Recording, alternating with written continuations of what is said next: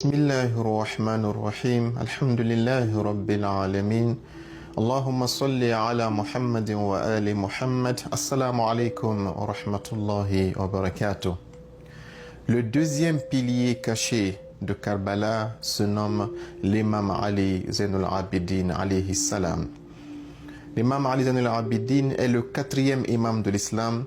Il est le fils de l'imam al-Hussein, fils de l'imam Ali alayhi salam jami'an.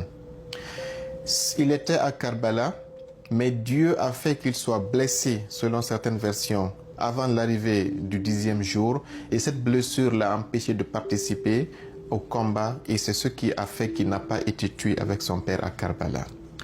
Mais qu'est-ce qui est plus grave ici, c'est que les événements qui ont suivi Karbala étaient d'une dangerosité, mais sans précédent dans l'histoire. Le pouvoir califal dirigé par Yazid était ivre, il était fou.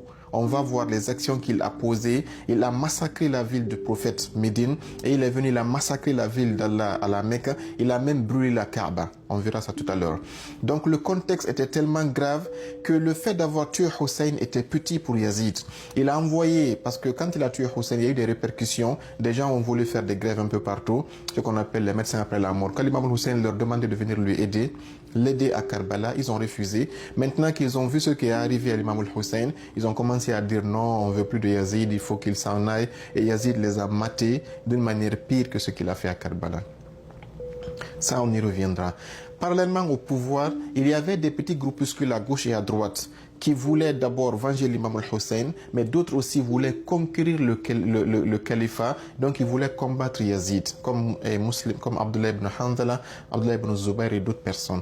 Donc les conditions, les troubles étaient de toutes parts. L'État était puissant et barbare, et les groupuscules qui étaient armés aussi étaient vraiment très puissants. L'imam Sajjad était là, il était ciblé des deux côtés. Le pouvoir voulait le neutraliser car il est le survivant de Karbala, il ne fallait pas qu'il vive.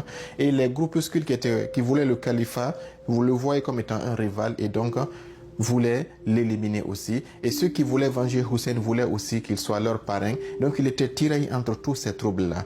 Et il va avec tout ça réussir à faire une transformation de la communauté que personne n'a pu faire jusqu'à présent depuis qu'il a disparu. Cette transformation, qu'est-ce qu'il faut savoir pour la comprendre? Lui-même, il disait, quand il a quitté Karbala et qu'il est venu à la Mecque, il dit, moi, Ali Sajjad, je sais aujourd'hui que si je regarde la Mecque et Médine, nous, Ahlul Bayt, on n'a pas 20 personnes qui nous sont loyales. Il a dit ça. C'est-à-dire qu'à la mort de l'imam al-Hussein, il n'y avait pas 20 personnes qui étaient fidèles à Ahlul Bayt et qui respectaient qu'ils étaient des imams et ils étaient leurs chiites. De façon sincère, il dit, il n'y en a pas. Et vous comprendrez que de ces 20 personnes-là, il va réussir à changer la situation avant sa mort, de sorte que, même au pèlerinage, les gens vont maintenant parler des Ahlul Bayt, privilégier lui, l'imam Sajjad, au faux calife qui était là. Donc ça, c'était un travail intellectuel méticuleux, de longue haleine, mais qui a été vraiment d'un succès phénoménal. Un succès qui va permettre à son fils, l'imam al-Baqir, qui est le 5e imam, et à son petit-fils, l'imam al-Sadiq, qui sera le 6e imam, de construire ce qu'on appelle l'école des Ahlul Bayt, l'école Ja'farid que l'on connaît, mais qui a créé ce parapluie, ce contexte de paix et de circonstances vraiment atténuantes pour que ces imams-là puissent ne pas être affrontés et avoir le temps d'enseigner des milliers et des milliers de têtes et de penseurs qui vont être les futurs chefs de la religion musulmane. C'est l'imam Sajjad alayhi salam. On le peint comme étant un imam faible, un imam qui était là dans sa tente en train de faire des doigts, mais nous verrons que nous n'avons rien compris de l'imam Sajjad alayhi salam. On ne connaît pas ce qu'on appelle réellement le combat de nos imams. Imam Sajjad, d'où est-ce qu'il est venu? Lorsque son père a été assassiné à Karbala et qu'il est venu à Cham, au palais de Yazid, c'est là qu'il a commencé sa révolution. Il a déjà réussi à changer la mentalité et à déconstruire toutes les fausses conceptions qui étaient contre Ahlul Bayt. L'exemple est connu. Ce qui s'est passé entre lui et un vieux qui est venu trouver Imam Sajjad était attaché, sa tante Zainab ainsi que son épouse et les femmes d'Imam Hussein et ses filles, ses cousines, les femmes des martyrs de Karbala étaient attachées, les gens les insultaient. Qu'est-ce que le vieux là a dit? Regardez bien le contexte qui était là. Il a dit Alhamdulillah alladhi qatalakum. Il dit, moi le vieux et les gens de Cham, nous remercions Dieu qui vous a tué wa ahlakakum et qui vous a maudit. Il dit ça à qui? À l'imam Sajjad, au fils du prophète. Wa araha al-bilada min rijalikum. Dieu a reposé et il a vraiment nettoyé la terre des hommes aussi mauvais que vous. Wa amkana amir al-mu'minina minkum. Et il a donné la puissance à Amir al-Mu'minin. Qui était Amir al-Mu'minin? C'était Yazid. Il a donné le pouvoir à Yazid de vous assassiner. Imam Sajjad, c'était ça le niveau.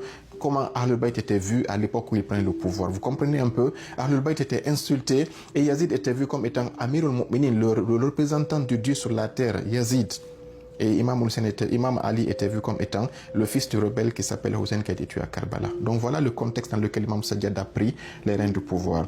Mais déjà ce vieux-là, l'Imam Sajjad va le dire, ya Cheikh, de façon très simple, oh Cheikh, hal qarat al-Quran, as-tu lu le Saint-Coran? Il dira oui. Il dit, quand Allah dit, je ne vous demande, Dieu dit, je ne vous demande rien, sauf d'aimer la famille du prophète. Tu sais qui sont ces gens-là? Il dit, nahnu al-Qurba. Le Cheikh dit, non, c'est pas vrai. Il dit, c'est nous qui sommes les proches du prophète que Dieu a ordonné à tous les musulmans d'aimer. Il dit, je suis le suivant du prophète Mohammed aujourd'hui. Il dit, je t'ai lu le Coran, Allah a dit, innama yuridullahu, Dieu veut purifier Ahlul Bayt. Il dit, fanahnu Ahlul Bayt, c'est nous qui sommes les Ahlul Bayt. Il a justifié avec plusieurs versets. Le cheikh a commencé à pleurer et il a dit, ya ibn Rasulillah, halli min tawba, ai-je la possibilité de me repentir? Imam Sajjad a dit oui, il s'est repenti et Yazid a envoyé quelqu'un pour tuer ce vieux-là.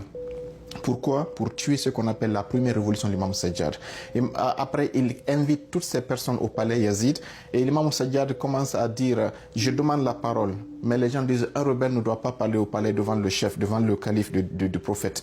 Mais l'imam Sajjad force la situation et il se lève. Il dit, je suis le fils de la Mecque et de Mina. Je suis le fils de Safa et Marwa. Je suis le fils du prophète Mohammed. Je suis le fils de Fatima Zahra. Les gens disent, mais quoi?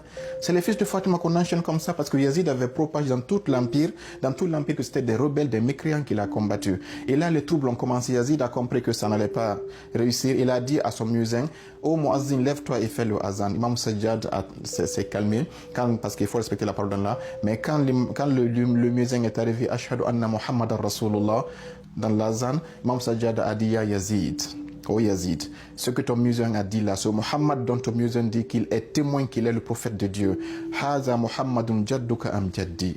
Il est ton grand-père ou bien il est mon grand-père. Si tu dis que c'est ton grand-père, tu as menti. Si tu dis que c'est mon grand-père, alors comment as-tu pu oser tuer les fils de ce Mohammed que tu dis être le prophète et tu as pu nous enseigner, nous ses fils, et nous humilier de la sorte?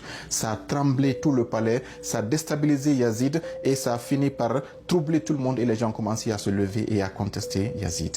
Donc voilà un peu ce qui s'est passé. Imam Sajjad ne s'est jamais tué. Il a réclamé son droit. Il a déstabilisé par ses dialogues, par ses discours et par ses intelligences. Il a pu vraiment renverser toutes les stratégies de Yazid. Yazid a été obligé de chasser la famille du prophète, les expulser à Médine pour ne pas que son pouvoir soit déstabilisé. Une fois à Médine, les gens ont compris la vérité. Ils se sont soulevés. Yazid a envoyé une armée dirigée par Muslim ibn Uqba qui s'appelle As-Saffar, le sanguinaire. Yazid lui a dit, allez à Médine et tuer tout le monde. Et Abah al-Madina Salasat Ayamin, il a ce qu'on appelle enlever la sacralité de Médine pendant 3 jours. Il a dit, vous pouvez voler, vous pouvez tuer, vous pouvez violer. Et pendant cette année, on dit qu'il y a plus de 1000 femmes qui ont été enceintes suite à l'armée de Yazid qui a violé ces femmes-là à Médine. Ça s'appelle Amul Harra. Cliquez sur Google, vous verrez ce qui est dit. C'est un événement qui est réel. Et ce qui s'est passé après, l'année suivante, Yazid a amené une autre troupe qui est partie à la Mecque pour attaquer Abdullah ibn Zubayr. Abdullah ibn Zubayr, qui était contre Yazid, qui voulait le califat. Il a envoyé une troupe. Abdullah ibn Zubayr s'est rappelé d'un verset qui dit que celui qui va à la Mecque, il est tranquille. Donc il est parti, il s'est cramponné à la Kaaba pour être à l'abri. Mais c'est là que l'armée de Yazid a jeté Al-Manjaniq, c'est des boules en feu, qui ont brûlé le monsieur et ont brûlé la Kaaba avec lui. La Kaaba a été démolie aussi par le fait de l'armée de Yazid. Donc Imam Sajjad était dans ces troubles-là, mais il va réussir à faire que, avant la fin de son mandat, que son nom soit connu, que Ahlul Bayt soit connu et que Yazid et ses troupes et tous ses successeurs qui viendront dans les Bani Umayya, les Omeyyades qui vont succéder, soient dans ce qu'on appelle l'oubli et la perdition. Inch'Allah, nous allons continuer sur ce imam grandiose la semaine dans la vidéo prochaine, Inch'Allah. D'ici là, sachez que l'imam Sajjad n'était pas un imam qui était assis, mais il a été d'une activité phénoménale qui a permis au chiisme de continuer et d'être brillant, car la lumière d'Allah va toujours continuer.